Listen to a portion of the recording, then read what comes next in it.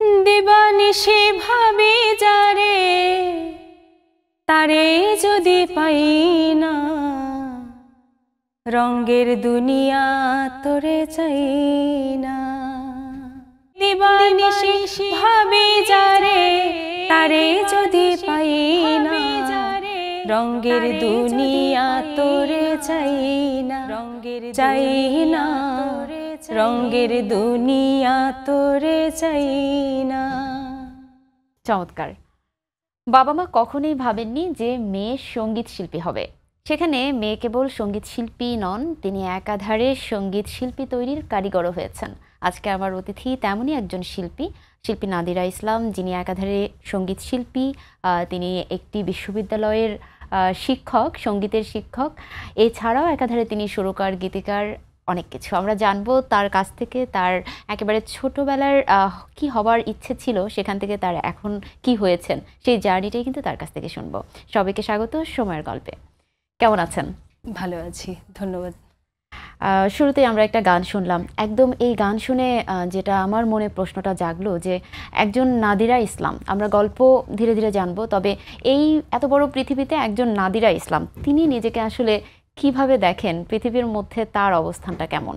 আসলে এই গানের মধ্যে আমরা যেরকম দেখি, শাবদুল করিম নিজে গানের মধ্যে যখন প্রেমের কথা বলেছেন, এখানে মনে হচ্ছে যে একটা লৌকিক প্রেমের কথা, যে একজন প্রেমিক প্রেমিকাকে পেতে চাচ্ছে, কিন্তু অন্তরালে তিনি আবার ঈশ্বরকে পেতে চাচ্ছেন। কালিকা প্রসাদ ভট্টাচার্য একটা মানে এরকম কথোপকথনে জিজ্ঞাসা করেছিল যে আপনি যদি কখনো দেখেন যে আপনার গান একটু সুর বিকৃত করে গাচ্ছে বা হচ্ছে আপনার সুরে গাচ্ছে না, তখন আপনার কেমন লাগবে? আচ্ছা, তখন শাবদুল করিম বললেন যে না, আমার একটু খারাপ লাগবে না। আচ্ছা আচ্ছা, ব্যাপারটা কিন্তু মানে খুবই ইন্টারেস্টিং, যে হচ্ছে তখন তার আরো কিউরিওসিটি বাড়লো যে আপনার খারাপ লাগবে না কেন। বলে যে ধরেন আপনি একটা স্টেজে গেলেন, গিয়ে দেখলেন যে হচ্ছে কোনো শ্রোতা নাই, আপনাকে গানটা করতে হচ্ছে, আপনি কিন্তু গান গাইতে পারবেন না। একজন শিল্পী কিন্তু পারবেন, এটা স্বাভাবিক, কারণ শ্রোতা অনেক বড় একটা অংশ, মানে লাইভ যে পারফরমেন্স গুলো হয়, তখন সে বলল আমি কিন্তু পারবো গানটা করতে। আচ্ছা, কারণ আমি হচ্ছে গানের মধ্য দিয়ে আমার যে ইচ্ছা, সেটা হচ্ছে আমি যে আদর্শটা প্রচার করতে চাচ্ছি, বা হচ্ছে বাণীর মধ্য দিয়ে যে আদর্শটা আমি সবাইকে দিতে চাই, সেইটুকু যদি আমি একজনকেও দিতে পারি, বা কেউ একজনও যদি এই বাণীটা শোনে, তাতেই আমার হবে।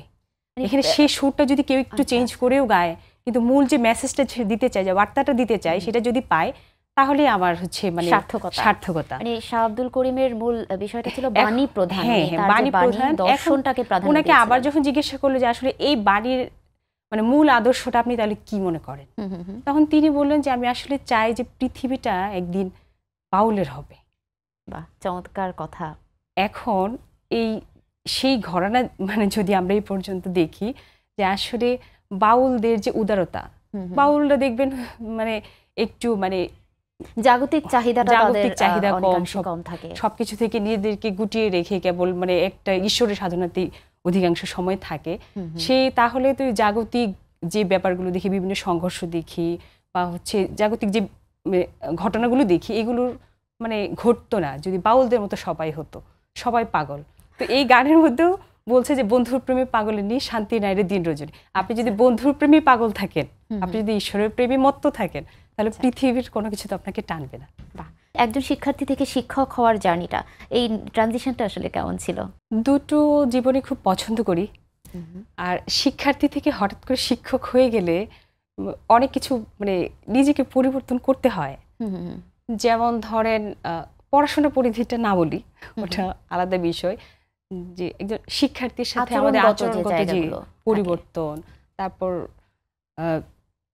তাদেরকে মোটিভেট করার যে মানসিকতা। তো আবার দেখা গিয়েছে যে পাশ করার কিছুদিন মধ্যে চাকরিটা হয়ে যাওয়াতে, তো প্রথম আমি এগুলো নিয়ে মোটামুটি অন্য সব গবেষণা বাদ দিয়ে এটার উপর একটু ফোকাস করি, কিভাবে পরিবর্তিত হওয়া যায়। এবং আমি চেষ্টা করছি ছেলে মেয়েকে মানে তাদের মতো করে যে জিনিসটা শুদ্ধ অশুদ্ধ দুটোই দেখাই, কিন্তু তারা যাতে ভালোটা বেছে নিতে পারে, এটা চেষ্টা করছি। আমরা শিক্ষার্থীরা কেমন ভাবে দেখে নাদিরাকে সেই গল্পও শুনবো, তার আগে আবার একটু গান শুনবো। এবারে কোনটা শুনবো?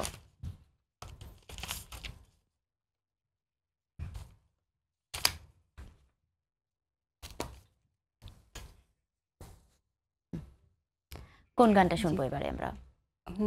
আমরা উত্তরবঙ্গের অনেকগুলো গান আছে, ধরেন ভাওয়াইয়া, তারপরে হচ্ছে রংপুরের চটকা, তো এরকম অনেক বিখ্যাত অনেক গান আছে। এর মধ্যে একটা গান আছে লোকগীতি নিয়ে কাজ করতে গিয়ে আমি দেখেছি এটাকে সাতের গান বলে। আচ্ছা আচ্ছা, মানে হ্যাঁ, একজন মা যখন গর্ভবতী থাকেন 7 মাসের সময় অনেক লৌকিক আয়োজন করে। আচ্ছা, তো ওরকম একটি গান যে হচ্ছে যিনি গর্ভবতী মা আছেন তার 7 মাসের সময় অনেক কিছু খেতে ইচ্ছে করছে, বিশেষ করে টক জাতীয় খাবারের প্রতি একটা আকর্ষণ তৈরি হয়।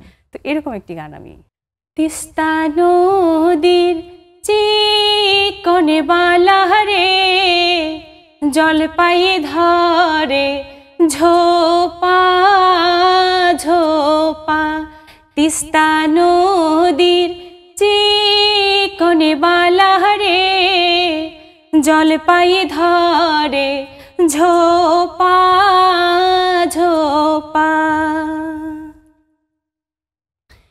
টাকা নাই পয়সাও নাই রে কি দিয়া কিনি মুই সাদের জল পাই, টাকা নাই পয়সাও নাই রে কি দিয়া কিনি মুই সাদের জল পাই,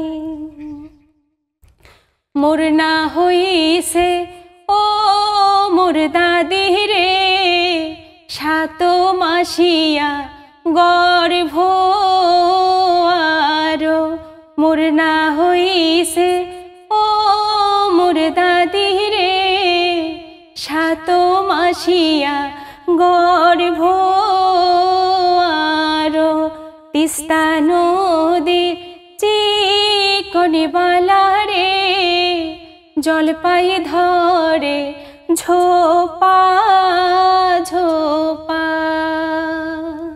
দারুণ, আমাদের একেবারে ঐতিহ্যবাহী একটা বিষয় যে সেই গ্রাম বিভিন্ন এলাকায় যেভাবে সাতোয়া মানে নিজেদের মতো করে আয়োজন করা হয়, শহরেও কিন্তু এটাকে আয়োজন করে। এই গানটা এখন আবার বিয়ের গীতেও অনেক গাওয়া হয়, গাওয়ার প্রচলন আছে। শেষে যেরকম বলছে যে আমি যতটুকু মানে বাপের বাড়ি থেকে যে ভাগের জমিটুকু পাই এইটুকু আমার দরকার নাই, এইটুকু বিক্রি করলে আমাকে একটা জলপাই এনে দাও। তার এতটাই আবেগ মেশানো থাকে এবং আকর্ষণ থাকে। চমৎকার। যেটা বলছিলাম গানটা শুনবার আগে যে ইউনিভার্সিটির বিশ্ববিদ্যালয়ের শিক্ষার্থী যারা আছে আপনার, তারা আমি যেটা শুনেছি যে ভীষণ পছন্দ করে আপনাকে, অনেকটা মানে নিজেদের খুব আপন কাছের মানুষ মনে করে। এই আসলে এই প্রক্রিয়াটা কেমন যে তাদের সাথে এতটা শিক্ষকের জায়গা থেকে একেবারে বন্ধুর জায়গায় চলে যাওয়ার প্রক্রিয়াটা কেমন? এখন এই বিষয়টা কি মানে ওরা আমাকে মানে কেমন দেখে এটা তো আসলে তারা ভালো বলতে পারবে। আমি শুনেছি হাজবেন্ডের জায়গা থেকে ওরাই ভালো বলতে পারবে, কিন্তু আমি যেটা করেছি যে আমাকে শ্রদ্ধা করো কিন্তু ভয় না পাক। আচ্ছা, যে কোনো বিপদে বা তাদের কখনো যদি মনে হয় যে আমার এখন ম্যামকে প্রয়োজন, আমি একটা এই কাজটা পারছি না বা এই সমস্যা থেকে উত্তরণ চাচ্ছি, ম্যাম যদি একটু হেল্প করে, এই জায়গাটা আমি তাদের জন্য মানে একেবারেই রিল্যাক্সেবল রেখেছি। আচ্ছা আচ্ছা, চমৎকার। একটু জানতে চাই পরিবার সম্পর্কে। পরিবারে আপনার বাবা মা, তাদের তো একটা স্বপ্ন থাকে সন্তান যখন বেড়ে ওঠে, তো সেই সময় আসলে আপনাকে নিয়ে স্বপ্নটা কেমন ছিল, আর এখন আপনি যা শিক্ষক হয়েছেন তার সাথে তাদের স্বপ্নের পরিপূর্ণতা বা মেলবন্ধনটা কেমন? বাবা ছোটবেলা থেকে, আমার বাবা একজন শিক্ষক, তো উনি চাইতেন যে হচ্ছে আমি ডাক্তার হই, এটা তো সব মা বাবার ট্রেডিশনাল অনেকটা, কিন্তু ছোটবেলায় যে এম ইন লাইফ লিখতে হয় না স্কুলে, তখন আমি কিন্তু টিচার লিখেছিলাম। আচ্ছা, তো আমার শিক্ষক হয়তো বা উনি শিক্ষকতা পেশাটা খুব পছন্দ করতেন না, যে স্যার ক্লাস বললো যে বাবা তুমি শিক্ষক হতে চাও কেন, এখানে তো আর কেউ শিক্ষক হতে চায় না। আচ্ছা, পরে আমি বললাম যে না স্যার, আমি হচ্ছে আসলে আপনাদের দেখে অনুপ্রাণিত হই। আমার মা ছোটবেলায় ব্র্যাক স্কুলে ছিলেন, তো দুইজনকে আমি দেখেছি যে শিক্ষকদের মধ্যে সহনশীলতাটা খুব বেশি। আচ্ছা, এই জিনিসটা আমাকে খুব টেনেছে যে অন্যদের চেয়ে আমি ছোটবেলা থেকে একেবারেই রাগী না, তো আর সহনশীল, এই জিনিসটা আমার খুব মানে আরো ভালো লেগেছে। যদি আমি একজন ভালো শিক্ষক হতে পারি তাহলে আমি নতুন নতুন অনেক কিছু শিখতে পারবো, জ্ঞান অর্জন করা বা জ্ঞান বিতরণ করার মধ্যে যে আনন্দ, সেটা আমি ওনাদের কাছ থেকে দেখেছি এবং শিখেছি। এবং আমি চাই যদি এবার সুযোগ থাকে সারা জীবন যাতে জ্ঞান অর্জন করতে পারি এবং ছেলে মেয়েকে দিতে পারি। এখন আপনি কি করছেন বা গবেষণার কথা বলছিলেন, এই গবেষণার পর্যায়টা আসলে কোথায় আছে? এখন আমি আসলে পিএইচডি করছি। আচ্ছা, পিএইচডির প্রথম 2 বছর শেষ করেছি, এখন মানে শেষের দিকে আর কি। আচ্ছা আচ্ছা, পিএইচডি বিষয়টা কি? হ্যাঁ, পিএইচডি বিষয়টা হচ্ছে চট্টগ্রামের লোকগানে বিধৃত লোকজীবন। বাহ বাহ। তো আমি যেহেতু চট্টগ্রামে আছি, চট্টগ্রামে পড়ানোর সুযোগ পেয়েছি, তো ফিল্ড মানে চট্টগ্রাম পড়েছে, তো আমি ভাবলাম যে চট্টগ্রামের লোকগান নিয়ে বিশদ বড় কোনো কাজ আমি পাচ্ছি না। বিভিন্ন বইয়ে পেয়েছি, কিন্তু সেটা আমার কাছে মনে হয়েছে আমি যদি আরেকটু সংযুক্ত করতে পারি হয়তো বা পরবর্তীতে কেউ কাজ করতে চাইলে কিছুটা হলেও মানে লাভবান হবে। তো এই তাগিদ থেকে আমি চট্টগ্রামের গান নিয়ে কাজ করছি। চট্টগ্রামের গানের মধ্যে অনেক মানে হচ্ছে বৈচিত্র্যতা আছে। আচ্ছা আচ্ছা, আমাদের বাংলাদেশটাই তো আসলে লোকগানের এত বড় বিচরণ ভূমি যে এখানে প্রতি মানে পরতে পরতে দেখা যায়, বাঁকে বাঁকে দেখা যায় যে লোকগানের এত বৈচিত্র্যতা। অন্যান্য দেশে কিন্তু এত মানে বৈচিত্র্যতা নাই। মানে একই ঘরানার গান হয়, বেশিরভাগ দেখা যায় যে আমরা যে পাহাড়ি গানগুলো দেখি এই টাইপের গানগুলো কিন্তু অন্যান্য দেশে বেশি।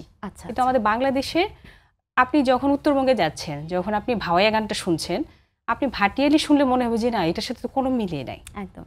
আবার আপনি যদি আপনি চিটংয়ে আসেন, চট্টগ্রামের আপনি যখন দেখবেন মাইজ ভান্ডারি গান, আচ্ছা আচ্ছা, তখন আপনার মনে হবে যে এই দুটোর সাথে কোনো সুর, তাল, ছন্দ কোনো কিছুর মিল নাই। ইভেন যে বিষয়গত যে বিষয়টা, যে এখানে একেবারেই মরমী ধাঁচের গান, সুফি গান, এটার সাথে আবার চট্টগ্রামের যে তরিকাটা আছে মাইজ ভান্ডারের তরিকা, সেটাকেও তারা মানে এই গানে গানে গানে গানে চর্চা করছে।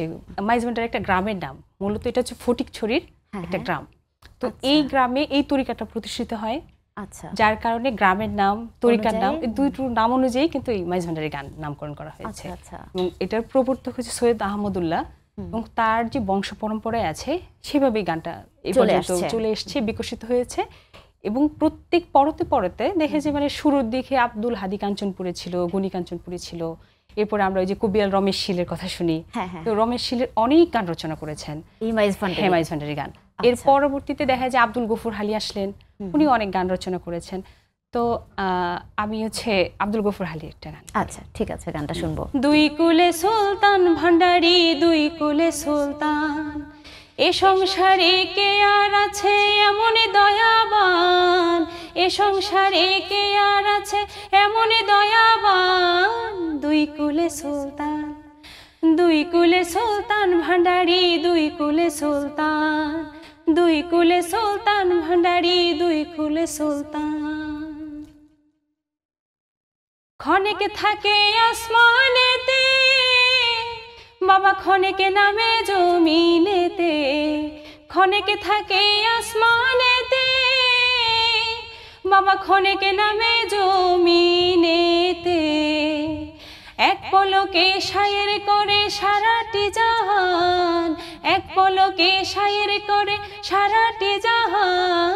দুই কুলে সুলতান, দুই কুলে সুলতান ভান্ডারি, দুই কুলে সুলতান, দুই কুলে সুলতান ভান্ডারি, দুই কুলের সুলতান।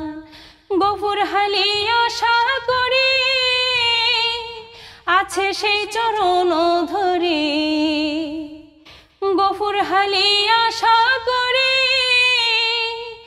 আছে সেই চরণ ধরে। মরণ কালে দিও বাবা চরণ তলে ঠাই, মরণ কালে দিও বাবা চরণ তলে ঠাই।